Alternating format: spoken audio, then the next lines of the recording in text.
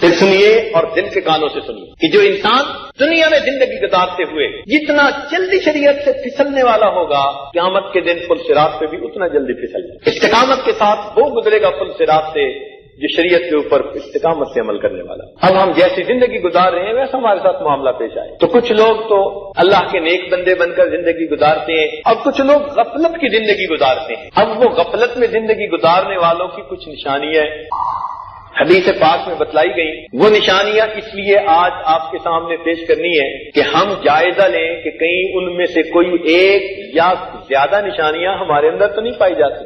چنانچہ حضرت عبداللہ ابن عباس رضی اللہ تعالیٰ عنہ اس کے راوی ہیں، فرماتے ہیں کہ نبی علیہ الصلوۃ والسلام نے ارشاد فرمایا تم میں سے برا شخص وہ ہے جو اکیلا کھائے اور اپنے غلام کو مارے. اکیلا کھائے سے کیا مراد؟ تکبر. جن کے اندر تکبر ہوتا ہے نا وہ پھر من آنم کے من دانم، ہم چنا دیگرے نیز، یعنی وہ یہ کہہ رہا ہوتا ہے کہ ہم چنا ڈنگرے نیز، میرے علاوہ ڈنگر کوئی نہیں ہے، میں ہی ڈنگر ہوں.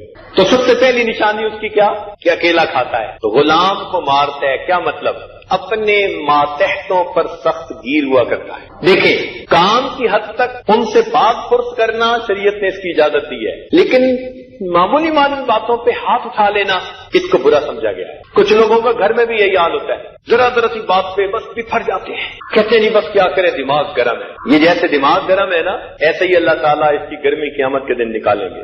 اسی لیے اپنے غصے پہ قابو پا لیجیے. روایت میں آتا ہے جس بندے کو کسی بات پر غصہ آیا اور وہ غصہ جائز بھی تھا لیکن اس نے اللہ کی رضا کے لیے معاف کر دیا، غصے کا گھونٹ بھر لیا، غصے کا ہر گھونٹ پینے کے بدلے اللہ تعالیٰ قیامت کے دن اس کو ایک مرتبہ چہرے کا دیدار عطا کرتا ہے. اب جب غصہ آیا کرے تو ہم سوچا کریں کہ غصے کو پورا کرنا بہتر ہے یا اس کو برداشت کر کے قابو کر کے اللہ رب العزت کا دیدار کرنا ہے. تو جب آپ اس وقت یہ سوچا کریں گے نا تو غصے پہ قابو پانا آسان ہوگا. ویسے بھی حدیث پاک میں آتا ہے جو انسان جتنا جلدی دوسروں کا عذر قبول کرتا ہوگا اللہ تعالیٰ قیامت کے دن اس کے عذروں کو اتنا جلدی قبول فرما لے، اور جو انسان جتنا جلدی دوسروں کو معاف کر دینے والا ہوگا اللہ تعالیٰ قیامت کے دن اس کو اتنا ہی جلدی معاف فرما. تو یہ جو دماغ گرم ہوتا ہے نا اس گرمی کو قابو میں لانے کی ضرورت ہے. اپنوں پہ گرمی کتنی عجیب بات ہے.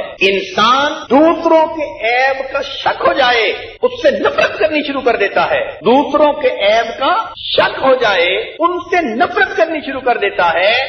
اپنے عیبوں کا یقین ہوتا ہے پھر اپنے نفس سے محبت کرتا ہے. یہ کتنی عجیب بات ہے، کتنی ناانصافی ہے. کوئی کسی کو بتا دو نا یار فلاں اچھا نہیں ہے بس 2 لفظ، حالانکہ وہ اچھا ہوگا، وہ 2 لفظ ان کے شک میں آ گیا. تو دوسروں کے بارے میں ایسا کہ ذرا سی شک پر نفرت، اور اپنے عیبوں کا یقین آنکھوں سے دیکھتے ہیں میں جو کچھ کر رہا ہوتا ہوں، اور پھر اپنے نفس سے محبت کرتا ہوں. تو اس لیے یہ جو دماغ گرم ہوتا ہے نا اس گرمی کو قابو میں لانے کی ضرورت ہے. تو نبی علیہ السلام نے ارشاد فرمایا کہ برا شخص وہ ہے جو اکیلا کھانا کھائے اور اپنے غلام کو مارے، اور جو لوگوں سے بغض رکھے لوگ اس سے بغض رکھے. بغض کہتے ہیں کینے کو، دل میں کسی کے بارے میں دشمنی رکھنا، عداوت رکھنا، کینہ رکھنا. تو جو بندہ دوسروں کے بارے میں دل میں کینہ رکھے صاف ظاہر ہے دوسرے اس کے بارے میں دل میں کینہ رکھیں گے. یہ تو پکی بات ہے. آپ جیسے دوسروں کے بارے میں سوچیں گے ویسے ہی دوسرے آپ کے بارے میں سوچیں. تو جب آپ کسی کے بارے میں دل میں نفرت لیں گے یا رکھیں گے تو یہ کیسے ہو سکتا ہے کہ اس کے دل میں آپ کی محبت آ جائے؟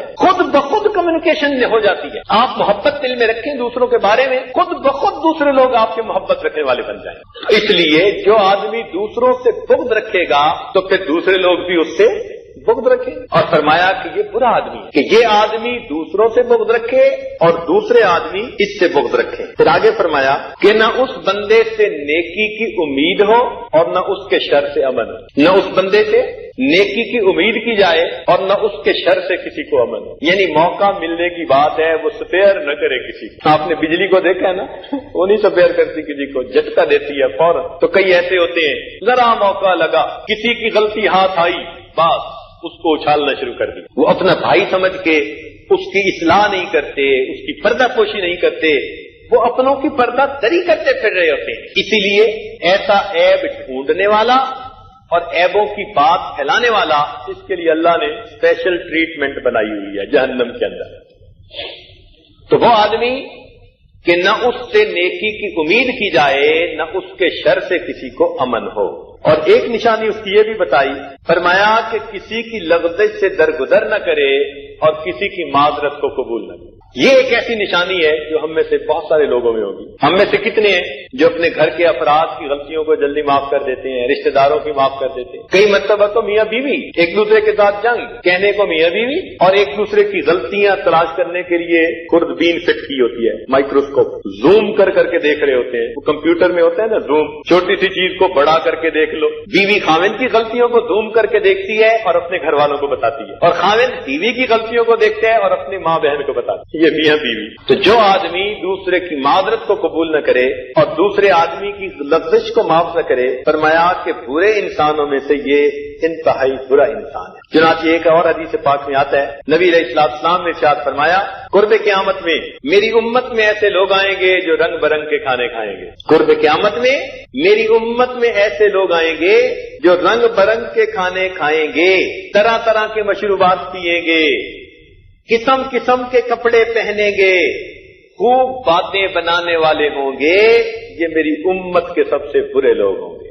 میری امت میں قرب قیامت میں ایسے لوگ آئیں گے جو رنگ برنگ کے کھانے کھائیں گے، قسم قسم کے مشروبات پئیں گے اور طرح طرح کے کپڑے پہنیں گے، لیکن اس کے بعد خوب باتیں کریں گے۔ معلوم کیا ہوا کہ اگر یہ نعمتیں ہمیں ملی ہیں تو ہمیں پھر اب عمل کر کے ان نعمتوں کا شکر ادا کرنا چاہیے۔ اگر ہم نعمتیں تو استعمال کر رہے ہیں، شکر ادا نہیں کرتے، فقط باتیں ہی باتیں ہیں، عمل نہیں ہے، تو پھر اس کا مطلب یہ ہوا کہ ہم انتہائی برے انسان۔ مسئلہ یہ ہے کہ اس تعویذ کے اندر کیا لکھا ہوا ہے اس کو دیکھا جائے گا۔ اگر کافر کا، نمرود کا، شداد کا نام لکھا جائے تو وہ تو ہے ویسے بھی حرام ہے۔ اگر اس میں قرآن کریم کی کوئی آیت ہے، کوئی دعا ہے، تو جس طرح ہم آیات پڑھ کر کسی پر دم کر سکتے ہیں تو اسی طرح لکھ کر بھی دے سکتے ہیں۔ یہ کوئی شرک نہیں ہے، اس لیے کہ شرک اللہ، دیکھیں یہاں کلام اللہ کا ہے، اسی کلام کو ہم لکھ کر دے رہے ہیں کہ اس سے قرآن کریم کو اللہ نے برکت بنایا اور اس کے شفاء للناس، کہ قرآن کریم لوگوں کے لیے شفا کا ذریعہ ہے۔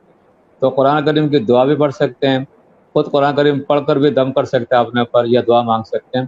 لکھ کر دینا کوئی ضروری نہیں ہے، لیکن بسا اوقات یہ ہوتا ہے کہ ان کو آیات یاد نہیں رہے گی اور لکھے بغیر اور تعویذ کے بغیر ان کا کوئی کام نہیں ہوگا۔ لیکن نیت یہ ہو کہ شفا اللہ کے ہاتھ میں، تعویذ میں نہیں ہے۔ اصل مسئلہ یہ کہ لوگ اس میں فرق نہیں کرتے، سمجھتے تعویذ ہمیں شفا دے دے گا۔ تعویذ تو یہ نہیں ہے کہ شفا دے سکے، اللہ کی مرضی ہے تو شفا ملے گی ورنہ شفا نہیں ملے گی۔ اس لیے اگر کوئی آدمی یہ تعویذ لکھ کر، آیت قرآن لکھ کر یا دعا لکھ کر دے رہا ہے کہ اس کو وہ دعا یاد نہیں ہوگی، آیات یاد نہیں ہوگی، اور اپنے ساتھ رکھے اور نیت اللہ کی طرف رکھے کہ اللہ تو اگر شفا دے گا تو مجھے شفا ملے گی۔ یہ تو ایک ذریعہ ہے، جس طرح ہم زبانیں پڑھتے ہیں تو پھر بھی آیت شفا ہم زبانیں پڑھتے ہیں، شفا تو اللہ کے ہاتھوں میں ہے۔ وہی چیز اگر لکھ کر دے دیا جائے تو اس میں کوئی حرج کی بات نہیں، بشرطے کہ نیت یہ نہ ہو کہ تعویذ ہی شفا دے گی۔ شفا کا معاملہ اللہ کے ہاتھ میں ہے۔ تو اگر یہ صورتحال ہے تو یہ اس کو شفا کہنا یا شرک کہنا یہ درست نہیں ہے۔ بہت سارے لوگ اس تفصیل میں جاتے نہیں ہیں، تعویذ نام سنتے ہی اس میں پہنچ جاتے ہیں۔ تعویذ وہ حرام ہے جس میں غیر اللہ کا نام لیا جائے، کہ کسی کافر مشرک کا نام لے لیا جائے اور پھر اسے شفا کی امید رکھی جائے، وہ حرام ہے۔ تو یہ تفصیل بیان کرنا ضروری ہے، ورنہ بہت سارے لوگ اس نام سے بے شمار لوگوں کو گمراہ کرتے ہیں۔ اعتدال ان کے اندر ہے نہیں کہ جو کام اللہ کا کلام ہے اس پر ہم پڑھ کر دم کریں تو اس میں کون سا شرک آ گیا؟ تو اللہ کا نام لے کر اللہ کی آیتوں کو اللہ کے لیے استعمال کر رہے ہیں، اس میں کہاں سے شرک آ گیا؟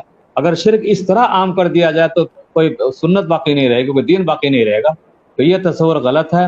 بعض وہ حضرات جو تفریق نہیں کرتے، تفصیل نہیں کرتے، تعویذ کا نام سنتے ہی فوراً یہ کہتے ہیں کہ اس نے گویا اس کو مقصد حقیقی بنا لیا۔ قرآن اللہ کا کلام ہے اور قرآن کریم کو اللہ نے شفاء للناس قرار دیا گیا ہے، روحانیت کے لیے بھی ہے، ظاہری بیماریوں کے لیے بھی ہے، بشرطے نیت یہ ہو کہ اللہ تعالیٰ شفا دے گا تو شفا ملے گی۔ یہ تعویذ خود سے مؤثر نہیں ہے۔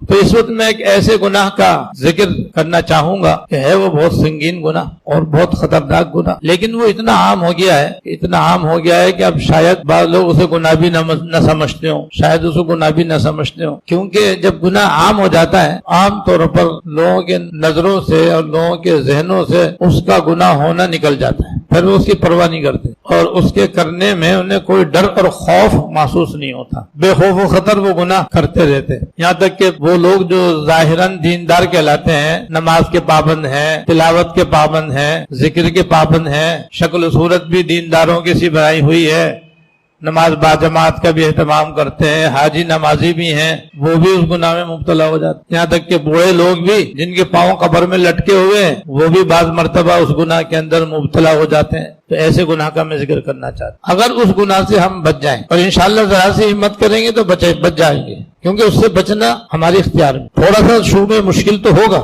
لیکن اگر دل میں خوف خدا ہے، اگر دل میں خوف خدا ہے، آخرت کی ذرا بھی فکر ہے، تو کوئی بچنا کوئی مشکل نہیں، ورنہ ظاہراً کچھ تھوڑا سا مشکل ہو۔ وہ گناہ ہے بد نظری اور بد نگاہی کا گناہ، بد نظری اور بد نگاہی کا گناہ، یعنی بری نظر سے کسی کو دیکھنا، شہوت سے کسی کے اوپر نظر ڈالنا، اور اس کی بہت ساری صورتیں، اس گناہ کی بہت ساری صورتیں ہیں۔ نامحرم مردوں کا نامحرم عورتوں کو دیکھنا، یہ عام طور پر شہوت سے ہوتا ہے۔ اللہ تعالیٰ نے فطری طور پر مرد کے اندر عورت کی طرف میلان رکھا ہے، جس کی وجہ سے ہر مرد ہر نامحرم عورت کو دیکھنے کی خواہش رکھتا ہے، اور مرد کو عورت کی طرف نظر ڈالنے سے لذت آتی ہے، شہوت آدمی کی اس سے ابھرتی ہے۔ ایسی عورتوں کے لیے نامحرم مردوں کو دیکھنا، کہ عورتوں کے اندر بھی اللہ پاک نے فطری طور پر شہوت رکھی ہے، لہذا انہیں مردوں کو دیکھ کر کے مزہ آتا ہے، لذت آتی ہے، جس کی وجہ سے نامحرم مردوں کا نامحرم عورتوں کو، نامحرم عورتوں کا نامحرم مردوں کو دیکھنا گناہ قرار دیا۔ ہاں،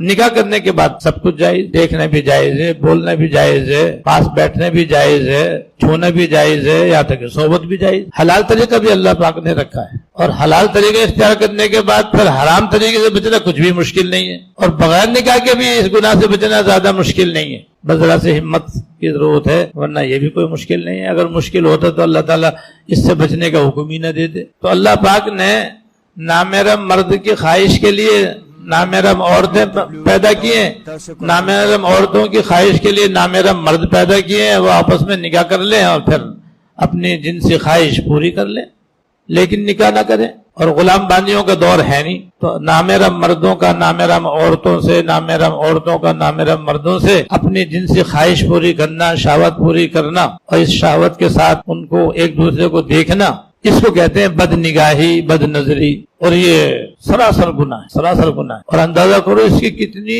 بے شمار صورتیں آج ہمارے معاشرے کے اندر پھیلی ہوئی ہیں، بے شمار صورتیں ہمارے معاشرے میں پھیلی ہوئی ہیں۔ ایک تو عورتوں کے اندر پردہ نہیں ہے، پردہ نشین خواتین بہت کم ہیں، بے پردہ خواتین بہت زیادہ ہیں۔ بازاروں میں اکثر بے پردہ خواتین ہوتی ہیں، دکانوں پر اکثر خریدنے کے لیے وہی آتی ہیں، مارکیٹوں کے اندر بھی انہی کا ہجوم ہوتا ہے، تفریح گاہوں کے اندر بھی نامحرم عورتیں آراستہ پیراستہ بے پردہ اکثر و بیشتر گھومتی ہیں۔ تو چاروں طرف، یعنی بازاروں میں بھی، دکانوں میں بھی، گلیوں کے اندر بھی، پارکوں کے اندر بھی، ہوٹلوں کے اندر بھی، مارکیٹوں کے اندر بھی، ہالوں کے اندر بھی، ہر جگہ نامحرم عورتیں بے پردہ ہوتی ہیں۔ اور پھر تقریبات میں تو عام طور پر مخلوط اجتماع ہوتا ہے جو سراسر ناجائز ہے۔ اس کے ناجائز ہونے کی ایک وجہ یہ بھی ہے کہ عورت اور مرد سب بے پردہ اور مخلوط وہاں پہ بیٹھے ہوئے ہوتے ہیں، وہیں کھانا پینا، وہیں سب کچھ ملنا جلنا، باتیں کرنا۔ تو ایک ہی کتنا بڑا میدان ہے جس کے اندر چاروں طرف بد نگاہی، بد نگاہی، بد نظری ہی بد نظری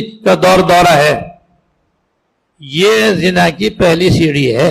حدیث میں آتا ہے کہ نامحرم عورت کو دیکھنا یہ آنکھوں کا زنا ہے، اس کے پاس چل کر جانا یہ پیروں کا زنا ہے، اس سے باتیں کرنا یہ منہ کا زنا ہے، اس کے پاس بیٹھ کر اس کے جسم کو چھونا ہاتھوں کا زنا ہے، اس کے تصور سے مزہ لینا دل کا زنا ہے۔ پھر آگے اگر دوستی بڑھ جاتی ہے تو پھر یا تو زنا ہوتا ہے یا آدمی بچ بھی جاتا ہے، موقع نہیں ملتا تو بچ جاتا ہے۔ تو اصل زنا تو شرمگاہ سے ہوتا ہے، اور وہ ہر ایک کو اس کا موقع بآسانی میسر نہیں ہو سکتا، لیکن بد نگاہی جو آنکھوں کا زنا ہے یہ عام ہے۔ کہ اصل مقصود طریق اور سلوک اور تصوف وغیرہ کا وہ یہ ہے کہ تزکیہ ہو، یعنی انسان اپنے اندر جو گندگیاں پائی جاتی ہیں ان کو صاف کرے، اور اسی مقصد کے لیے انبیاء کرام علیہ السلام کو مبعوث فرمایا جاتا ہے، بھیجا جاتا ہے۔ تو یہ جو بیماریاں ہیں یا گندگیاں ہیں، جیسے پہلے بھی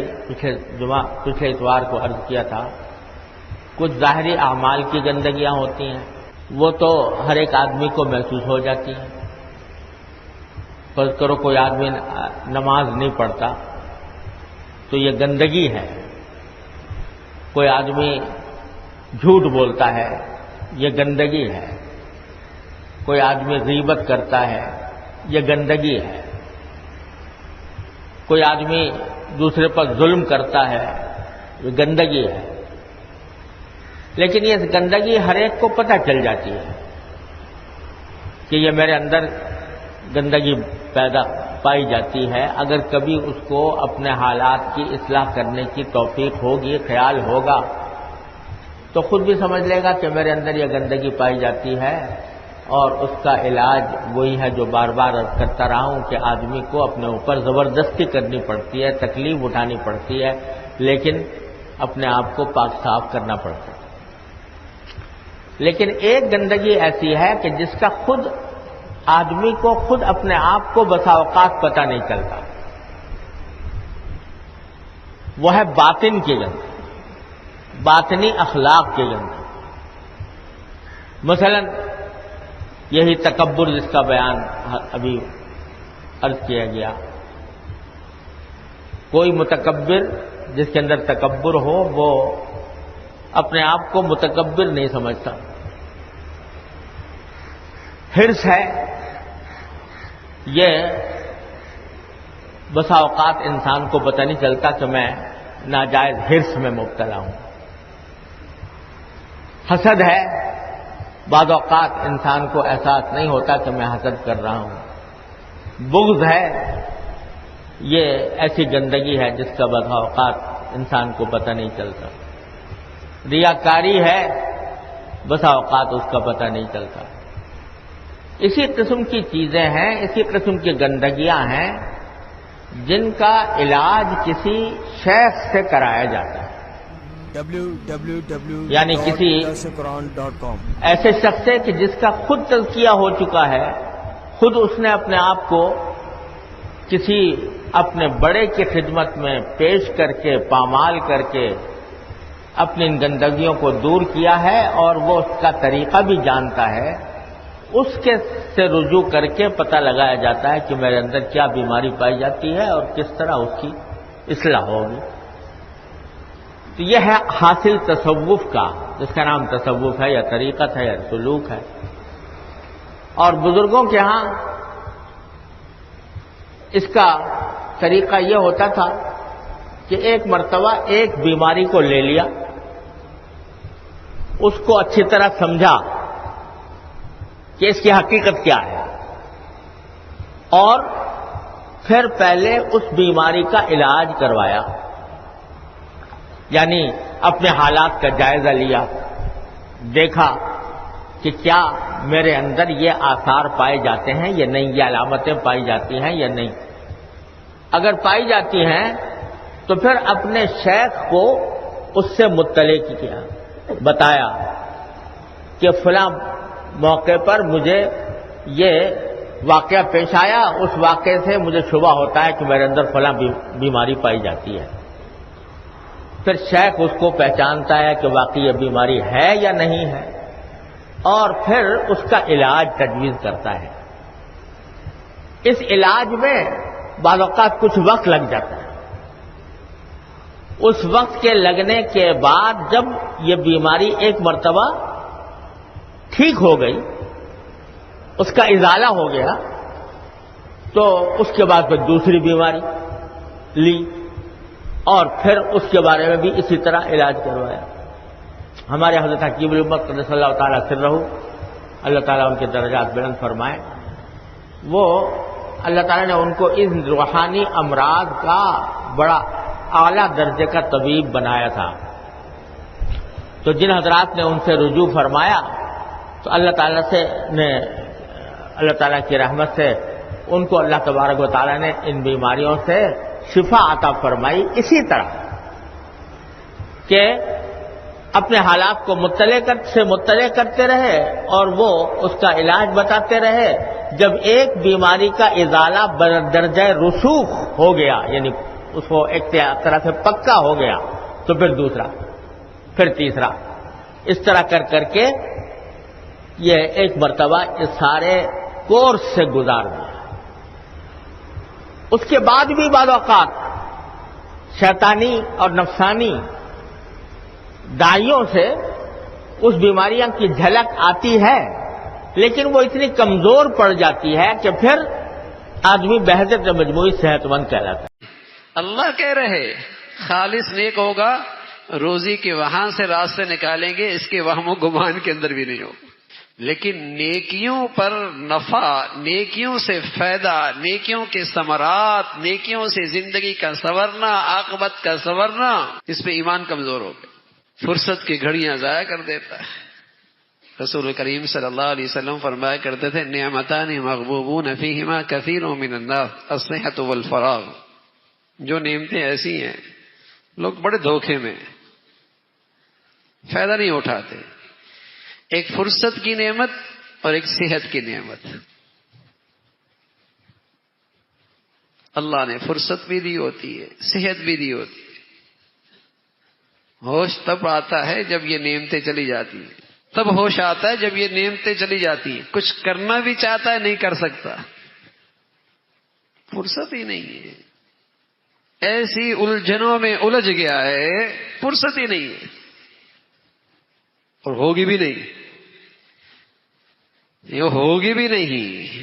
جو شخص بندگی سے محروم ہوتا ہے اس کی زندگیاں الجھتی رہتی ہیں، اس کی زندگی تو الجھتی رہتی ہے۔ حدیث قدسی ہے، رسول کریم صلی اللہ علیہ وسلم نے فرمایا، اللہ کہتے ہیں، اللہ یابن آدم، یابن آدم، اے آدم کے بیٹے، تفرغ لعبادتی املو صدرک غنا واسد فقرک، میری بندگی کے لیے اپنے آپ کو فارغ کر لے، تیرے سینے کو غنا سے بھر دوں گا، تیرے اندر کی بھوک مٹا دوں گا، تیرے سینے کو غنا سے بھر دوں گا، تیرے اندر کی بھوک مٹا دوں گا، تیرے اندر کی آگ حرص کی بجھا دوں گا، تیرے اندر کی حرص و ہوس کی آگ بجھا دوں گا، تیرے اندر کی بھوک مٹا دوں گا، تو اندر کا مالدار بن جائے گا۔ لیکن یہ انعام کب ملے گا؟ تفرغ لعبادتی املو صدرک غنا، اللہ کی بندگی کے لیے فارغ ہو رہا، واسد فقرک، اور تیرے فقر کے سارے دروازے بند کر دوں گا۔ وَإِن لَّمْ تَفْعَلْ، اور اگر تو نے ایسا نہ کیا، اگر تیرے پاس اس بندگی کے لیے وقت نہیں ہے، اللہ کی اطاعت فرما برداری عبادت کے لیے وقت نہیں ہے، وَإِن لَّمْ تَفْعَلْ أَمْلَوْ يَدَكَ شُغْلًا، تیری زندگی کو مصروفیات سے بھر دوں گا۔ ہر وقت مصروفیت کی آگ تجھے گرم رکھے گی، مصروفیت کی الجھنیں تمہیں پریشان رکھیں گی۔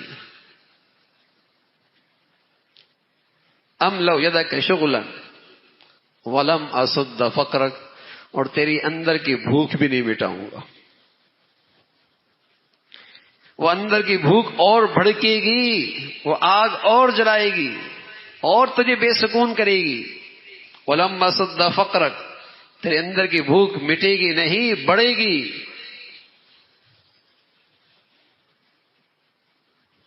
اب یہ اللہ کہہ رہے ہیں اور ہمیں اللہ کے رسول بتا رہے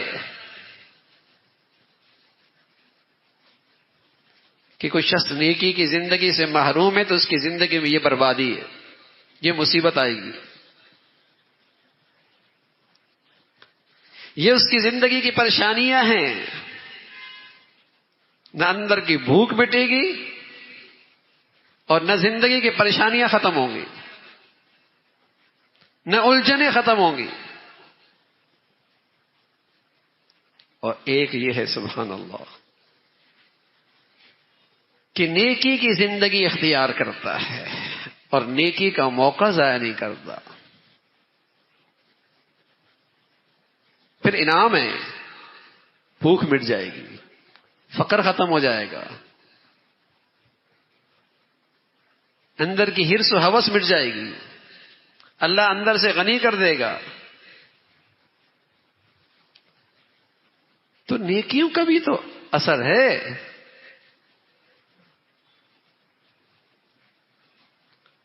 لیکن بس اوقات بن دیکھے یقین نہیں آتا، اور چونکہ نیکیوں سے لینے کا مزاج ہی ختم ہو گیا اللہ کے خزانوں سے، تو یقین ایمان اور کمزور ہو گیا۔ پہلے لوگ اپنی مشکلات کا حل اس کے لیے اللہ کے دربار میں نیکیاں پیش کیا کرتے. اللہ یہ ٹوٹی پھوٹی نیکی ہے، اس کی بدولت میری مشکل دور کر دے. اچھے وقتوں میں، فرصت کی گھڑیوں میں جب نیکیوں کا خزانہ اکٹھا کرنے تھا اور مشکل کی گھڑی میں اللہ کے سامنے پیش کرتا تو اللہ ان نیکیوں کی لاج رکھا کرتے تھے، نیکیوں کا واسطہ دیا کرتا تھا. اللہ اس نیکی کے واسطہ ہے. تو اچھے وقتوں میں نیکیاں کر لیتا، فرصت میں، صحت میں، خوشحالی میں. جب آزمائش آتی اللہ کے سامنے وہ پیش کر دیتا، اللہ معاملہ آسان کر دیتا. تو یقین ہوتا تھا نا کہ نیکیوں سے بھی زندگی سنبھلتی ہے، مشکلات سے آدمی نکلتا ہے، پریشانیاں ختم ہوتی ہیں. یقین ہوتا تھا.